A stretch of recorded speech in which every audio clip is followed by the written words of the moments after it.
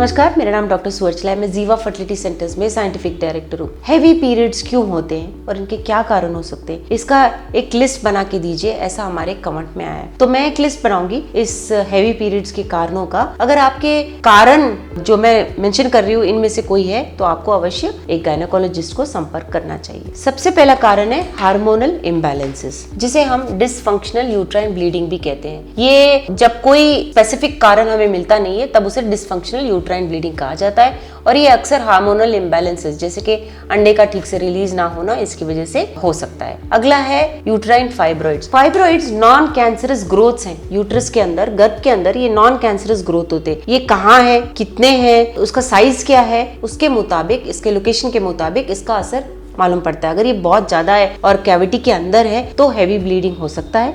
अगर ये गर्भ के बाहर है, उसके आउटर वॉल मस्कुलर वॉल में है और अंदर की तरफ नहीं है, एंडोमेट्रियम जो एक्चुअली पीरियड में बाहर आता है उस पे कोई असर नहीं दिखा रहा है, तो हैवी ब्लीडिंग इसका कारण नहीं हो सकता। फिर उसके बाद आता है एडिनोमायोसिस। एडिनोमायोसिस क्या होता है? जो एंडोमेट्रियम होता है, जो ये अंदर का जो लेयर होता है, अगर ये अंदर की तरफ बढ़ने लगे, अंदर की तरफ बढ़ के मस्कुलर वॉल की तरफ जाने लगे तो उसे एडिनोमायोसिस कहा जाता है। इस कंडीशन में जो यूट्रस है बहुत सेंसिटिव हो जाता है और जब पीरियड का टाइम होता है तो पीरियड भी बहुत हैवी हो सकता है। ये भी एक कारण हो सकता है हैवी ब्लीडिंग के लिए। अगला है पॉलिप्स। पॉलिप्स भी एंडोमेट्रियम में छोटे छोटे फुंसियों के जैसे सोचिए, ये जहाँ है और जितने साइज के हैं, जितने नंबर है, उसके मुताबिक पीरियड्स भी हैवी हो सकते हैं। फिर उसके बाद आता है पेल्विक इन्फ्लेमेटरी डिजीजेस। ये डिजीजेस सेक्सुअली ओवर एक्टिव लोगों में होते हैं, जैसे कि क्लेमिडिया, गोनोरिया, सिफिलिस। अगर ये बीमारियां हो मल्टीपल सेक्सुअल पार्टनर्स की वजह से, ये पीआईडी इन्फेक्शंस की वजह से भी पीरियड्स इरेगुलर अवश्य हो सकते हैं। इरेगुलर ही नहीं, हैवी पीरियड्स भी होने के चांसेस बहुत होते हैं। फिर कुछ मेडिकेशंस होते हैं जैसे कि एंटीकोगुलेंट्स, एंटी इन्फ्लेमेटरी ड्रग्स, इसकी वजह से भी हैवी ब्लीडिंग हो सकता है। फिर आता है ब्लीडिंग डिसऑर्डर्स। कुछ ऐसे कंडीशन होते हैं जैसे platelet function disorder, blood clotting disorder, जिसकी वजह से हैवी मेंस्ट्रुअल ब्लीडिंग हो सकता है। Hormonal contraceptives. अगर आप गर्भ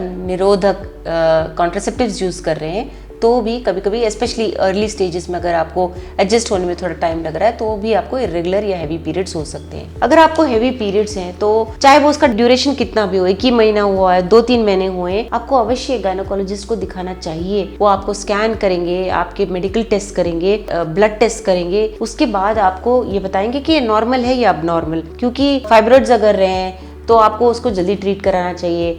अगर कैंसर का कोई अनुमान उन्हें लग रहा है ब्लीडिंग की क्वालिटी, क्वांटिटी के और आपकी उम्र के मुताबिक, तो उसका भी इलाज आप जल्दी ढूंढ सकते हैं अगर आप तुरंत ही डॉक्टर के पास जा पाए। उसे सालों दर सालों छोड़िए मत, स्पेशली अगर आप प्रेगनेंसी के लिए प्लान कर रहे हो और पीसीओएस है या पॉलिप है, फाइब्रॉइड है, रेगुलर मिसकैरेजेस हो रहे हैं, तो आपको अवश्य तुरंत ही गायनेकोलॉजिस्ट को मिलना चाहिए, जो आपको करेक्ट रास्ता दिखाएंगे, कौन सा ट्रीटमेंट आपके लिए काम करेगा ये अवश्य बताएंगे।